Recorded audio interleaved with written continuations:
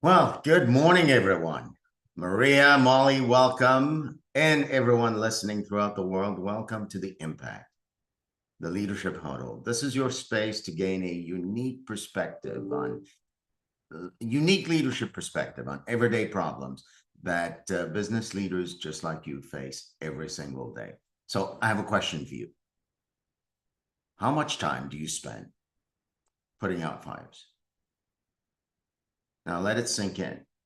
Your immediate answer is probably none whatsoever, or your immediate answer might be all the time I'm putting out fires. Well, you may call it being in the weeds, you may call it being hands-on, but often when you and I are putting out fires, it's nothing more but chaos wrapped in productivity. I want you to get that. Chaos wrapped in productivity. So here's today's question. How to stop putting out fires and make time for what really matters.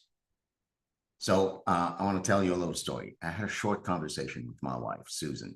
Susan runs this company called QM3 Utility Services. We started it together 2003. It's been a while. And I've observed my wife, who's now the CEO of QM3 Utility Services. The company started with 3 employees, and now she employs over 75 employees and has expanded this business across 3 states. So I asked her just a question. I said, honey, given how much you've built, how have you not become someone who's always putting out fires? And this is what she said. She said it quietly, simply, and I'm like blown away by it, right? She said, I do the things I love to do. And the things I don't love to do or don't want to do, I either stop doing them or I give them to someone else. And then she added this, a little bonus. She goes, that's the difference, Sorrel, between being tired and being exhausted. Because you see, tired is physical. Exhaustion, that's spiritual. Exhaustion happens when your calendar is full with what drains you and none of what feeds you. I paused and I said, you know what? I'm going to make today's episode about what you said, which fits right in with the question, right? How to stop putting out fires and make time for what really matters. So today we're going to explore how to shift that, not with time blocking apps or habits, not with a checklist, but with 3 powerful shifts. 3 powerful shifts that I promise will reconnect you to your clarity, your time, and your power in the same way that those shifts reconnected me. So let's dive in. I want to begin by creating a little context and give you a sense of and remind you of what it looks like to be someone who's putting out fires all the time. So here it is, your day start, right? You start with a plan, but something breaks. Someone misses a step, a deadline slips, a client calls, and just like that, you are off track again. And you tell yourself, or you tell your business partners and everyone else, yeah, it's the busy season. But every season has been a busy season, hasn't it? For business owners trying to grow and corporate climbers trying to advance, the fire never ends. So what do? You build stamina, you grind, you push through it, you make it work. You become someone who is proud to burn the candle at both ends. And guess what? The backlog never clears. You're always catching up. And even when you finish something, it's too late. The next fire is already burning. That's what the day looks like. And this is the part that no one says out loud. You're not failing because you're disorganized. When people are putting out fires a lot, they go take a course on how to do time management, or they go take a course and employ a consultant to help them organize themselves, organize their desks and all that good stuff. No, you're not failing because you're disorganized. You're not failing because you need a better tool. You're failing because you've forgotten what feeds you. You're not tired. You're simply disconnected. Disconnected from what gives you life. Disconnected from what gives you your time and gives your time meaning. And disconnected from what gives you and your effort power. So what if putting out fires isn't a calendar problem? What if it's a leadership design problem? What if the real difference between exhaustion and momentum is what you are saying yes to and what you are finally stopping tolerating? Guess what? The fire won't put itself out. You have got to stop feeding it. And this is what today's conversation is about. And I want to offer you 3 shifts in the way you are and the way we are about what we do, and 3 shifts about what it takes to actually live a life instead of today's question, where you're not putting out fires, but making time for what really matters. So here's the first shift. It's going to sound incredible. It's going to sound crazy. You're going to say, Sorrel, everybody knows this, but that's not the way life really works. Well, here's the first shift. Do what you want to do and what you love to do, and keep doing it. I'll say it again. And as I'm saying it, take it for yourself and say, what would my life be like today and going forward if I were simply doing what I love to do and what I want to do, and I keep doing just that? Most leaders wait until everything is under control before they give themselves the permission to do what they want to do and what they love to do. But what if people, doing what you love to do is what brings things under control? I know this is counterintuitive. This is what Susan said to me. I do the things I love to do, and the things I don't love or don't want to do, I simply stop doing them and I give them to someone else to do. So when you lead from what energizes you, guess what happens? Momentum builds. Doing what you love isn't being indulgent. It's essential to designing and sustaining a leadership rhythm that feeds you. So that's the first shift. Do what you love and keep doing it. Now, something magical happens when you do what you love. Something in your brain called dopamine gets secreted, and you actually get rewarded. You are rewarding yourself for doing what you love. And in a way, there's this loop that starts building. The more you do what energizes you, the more your brain rewards you for it. The more you love your life, the more you produce results, the more you end your day energized, not because you didn't do a lot, but because you were doing what feeds you, what you love. So the first shift, I warned you, was going to be simple, straightforward, counterintuitive. And at the end of this conversation, I'm going to ask you to try that shift in your life and come back to an episode and report what you discover, what you practice, and what you create in your life by shifting. Do what you love and what you want to do. Here's the second shift. The second shift might be a little bit harder to do. Shift number 2, stop doing what you don't like and what you don't want to do. Just stop. Cold turkey, please. What we call fires, folks, I'm inviting you to consider that the fire you put out on a daily basis is nothing more and nothing less than a backlog of things you don't want to do or don't like to do in your job, in your company, that you've been avoiding doing or delaying doing. You know, we call it procrastination. Come on. Have you ever procrastinated on doing something you love to do? Nope. I invite you to consider that working on not being a procrastinator is a waste of time. That's more procrastination. Whenever you catch yourself delaying something or procrastinating or feeling anxious about doing what you're up to in your day, consider that you're not doing something you want to do, love to do, or that comes to you naturally. That's shift number 2, folks. Stop doing the things you don't want to do, you don't like to do, and that do not come to you naturally.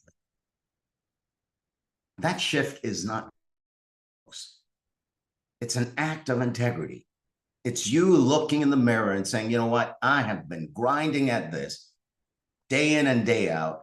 I know it doesn't energize me, but you know what? In the name of saving money, I'm going to do it myself. In the name of cutting costs, I'm going to do it myself. In the name of being someone who can wear a badge of honor that says, I work hard, I'm going to do it myself. Well, what would stop being urgent if simply you stop owning it? Let me say this again. When you look at the fires on your desk, the fires in your life, the fires in your work, ask this question. What would stop being urgent? What would stop being a fire if you simply stopped owning it? Consider that leadership is not about volume. It's about design. And these first 2 shifts, I'm inviting you to design your leadership and design your life in such a way that what you're up to during your day leaves you energized, doing what you love, and systematically stopping doing the things you don't want to do and you don't like to do. And you're saying, Sorrel, my God, this is so simple, so straightforward. Are you telling me that those, you and Gio, when you say unique leadership perspective, that's what you're offering? Yes, that's what I'm offering, because guess what? Look at your life. As human beings, we are in the habit of doing things, working hard, and not checking with ourselves when we feel drained to say, you know what? This one's not for me. I need to hand that to somebody else, which now brings me to shift number 3. The third shift is this. Whoever your team members are, guess what? They're doing the same thing. They're hard at work, putting out fires, doing things they don't want to do and don't like to do. And they're not really putting out fires because guess what? Life doesn't come at your business that fast. Life comes at your business the way it comes, at the pace it comes. And what creates fires is when you and your team members actually postpone doing something now, or delay doing something now, or simply forget about doing it until it's due, and then it's a fire. Now, you don't stop, you don't postpone, you don't delay because you're lazy. Your brain is trying to protect you from draining yourself, from exhaustion. So your brain will automatically have you delay, have you postpone the things you don't like and don't want to do. And then you go take a course on how not to procrastinate. No, don't do that. Just do shift number 3. Here's shift number 3. Let your team own what they love. Because guess what? The way to build a team that really gels and that really hums is to get a group of people and systematically look, what do you love to do? Yep, do that. What do I don't want to do and don't like to do. Well, let me shift that over to you because you love it. Imagine having a team where everyone on a daily basis is practicing those 3 shifts. I'm committed to you doing what you love and want to do so that your brain and your body gets energized and that you produce the kinds of results that reinforces that loop. And then you continue doing what you love inside of a context called fulfilling the mission and the vision of this company and working as a team. Now, how do I work as a team? Most teams put in place structures and systems, and I'm not bashing structures and systems, folks. I'm just saying they're not enough. In a place where there are structures that are so strict and so efficient that people are held to account as if I'm policing what others are doing to make sure that they do it on time. Sometimes we call it having integrity. And I'm not bashing that either. But I'm pointing to this. It is human nature to do what you love and to continue doing it and to do it on time and to do it the way you know to do it because you love it. And it is also in the nature of being human to not do what you don't want to do and what you don't like because it drains you. It leaves you exhausted spiritually. So the 3 shifts, do what you love and keep doing it. Shift number 1. Shift number 2, take what you don't want to do and what you don't like to do. Stop doing it. Please stop cold turkey. It won't kill you.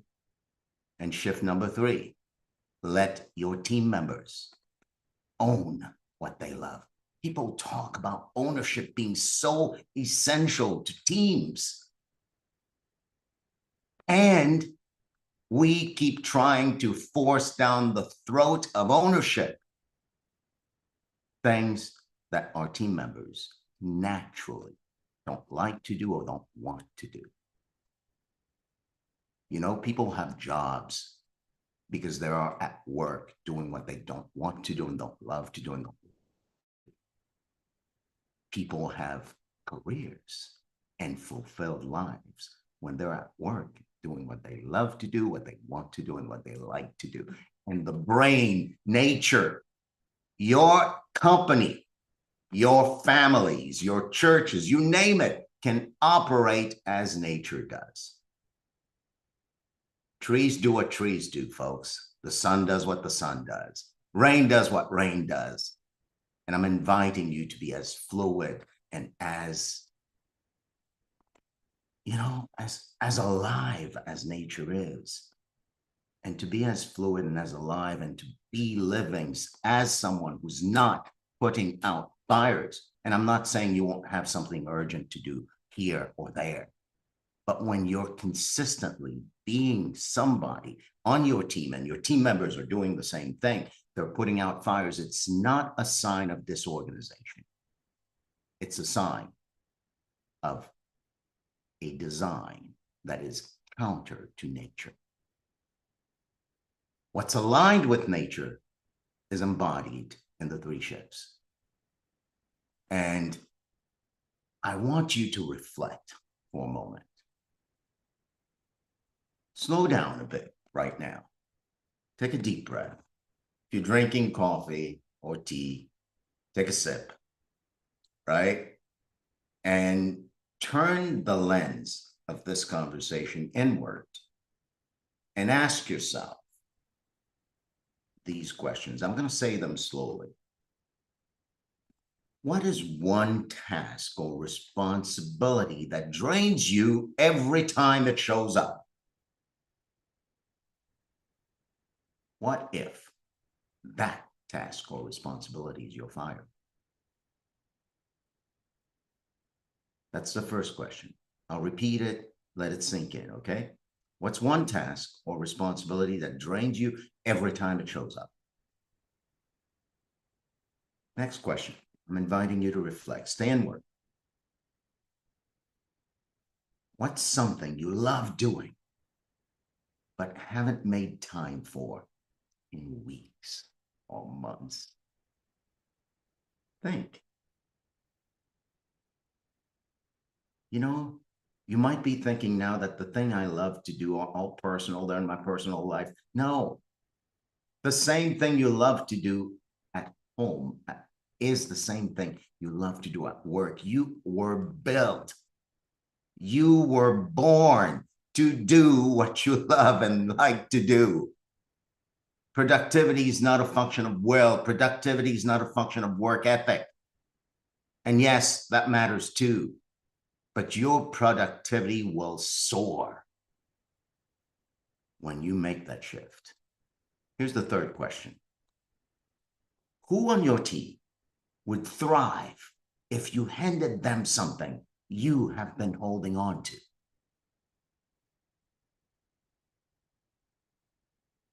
Let these questions sink in a bit.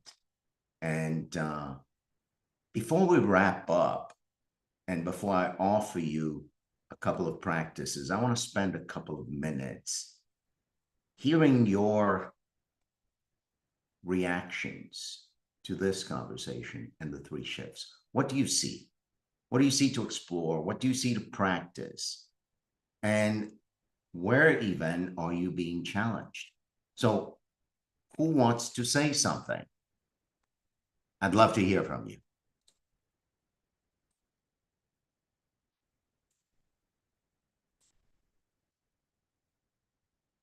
Now, don't procrastinate right now.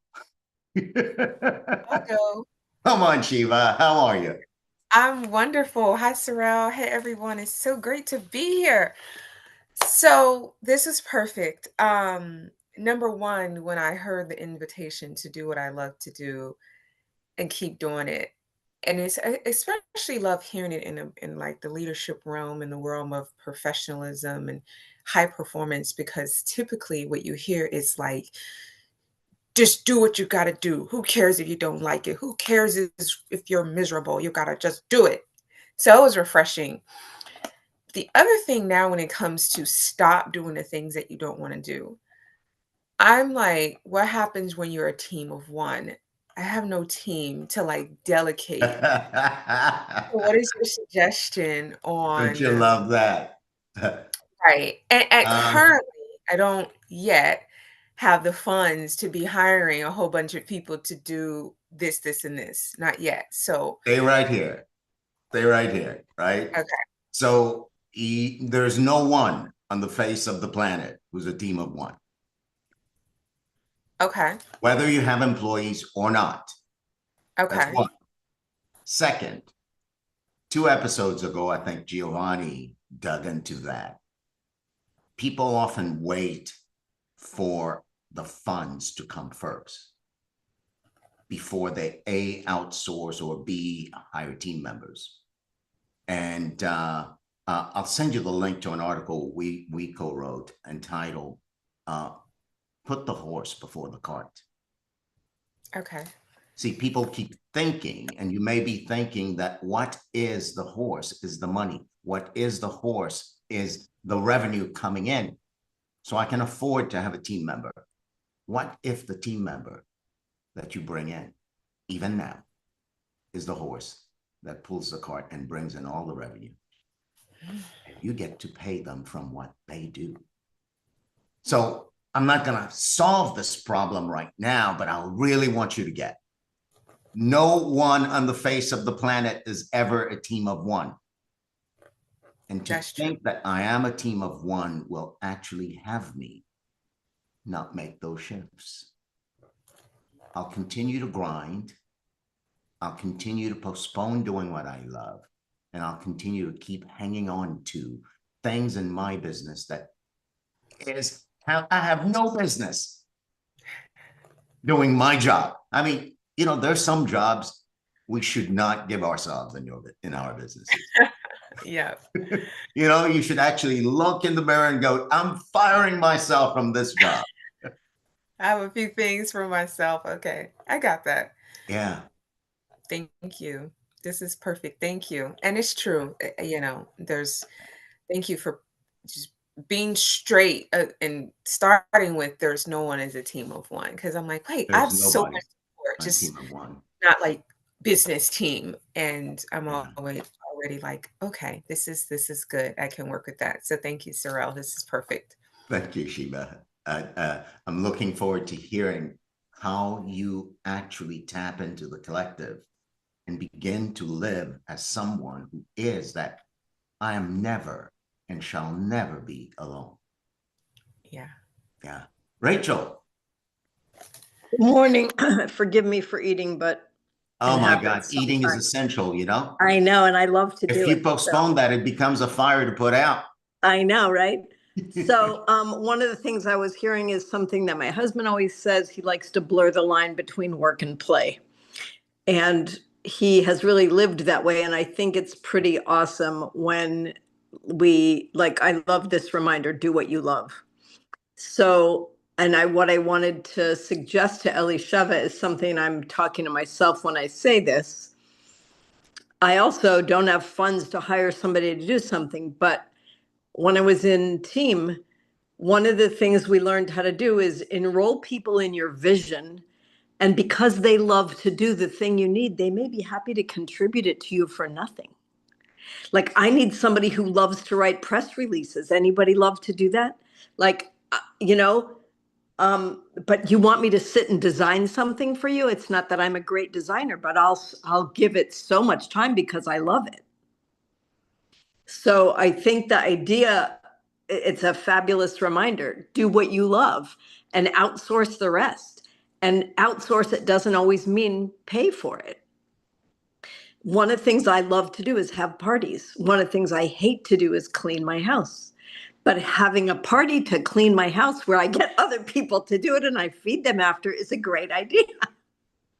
I should try it. Uh, So and anyway. Rachel, thank you for bringing that up, right? So folks, there's no special, correct, right way to make these three shifts. And there is giving yourself the permission to be really creative right now on how to make those three shifts. And at first, it's going to just, because see, in the same way it's addictive to put out fires, it is addictive to do what you love. And yet we keep feeding the addiction to put out fires. And Rachel, what you're pointing to are one of the creative ways to begin to surrender to being addicted to doing what you love. And when you do what you love, the results that show up surprise you. The results that show up grow your business. The results that show up continue to feed and energize you, and it creates this really powerful, tight loop of I do what I love. My brain secretes dopamine. It makes me happy. I produce results. And my brain secretes some more dopamine because the result is cool. I do what I love. It's this cycle is inescapable, both in on the side of I'm doing what I love, I'm happy, I'm producing, and on the side I'm putting out fires and I'm miserable and I'm drained. So if you are feeling drained, if you are feeling exhausted, check yourself. I invite you to create the following practices over the course of the next week to begin to cement the three shifts in your life. So here's the first practice, okay? If you've got something to write, please write it down and engage. Because, Gio and I don't promise anything unless you engage. So here's the first practice. Audit your calendar, not by time, but by energy. Look at the last week and mark each task that you had on. Well, let me stop here and say, if you look at your calendar and it's blank, that's a good sign. And what you do if your calendar is blank is to actually now track and record what you do for the next week. And as you track and record what you do for the next week, looking at your calendar, you code anything that energizes you and gives you life, green. And you code anything that drains you and exhausts you, red. And look at the pattern. And there you will see what is stealing your clarity and stealing your growth. That's the first practice. You got it? The second practice is this. I'm inviting you to go cold turkey, but only with one thing.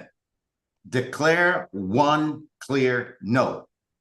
That's the second practice. Pick one thing, just one thing, that you have been tolerating. Say no. Plainly, clearly. Just back off and leave it alone. Drop it like a hot potato. Then take that time back. And when you take that time back, fill it with something that lights you up. And that's how you fireproof your leadership. So folks, it's 31 after. I'm going to stop here. I'll open it up for just one more comment or one more question, because I love it when we have these conversations that you take something away that actually feeds you, drives your business, and drives your life. Last call. One more comment.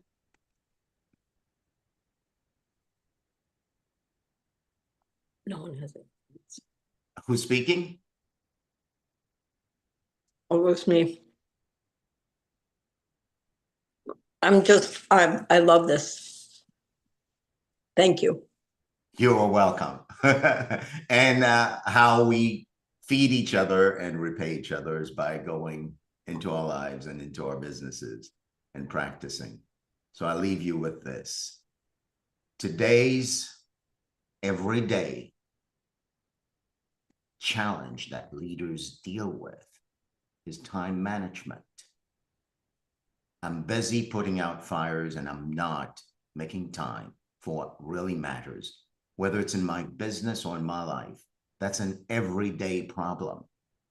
Now we're bringing a unique perspective to that everyday problem. And I'm saying to you that putting out fires is not a function of disorganization. It's not a function of you being lazy. It's not a function of you being, anything other than smart. It's really a function of structure and design in your leadership.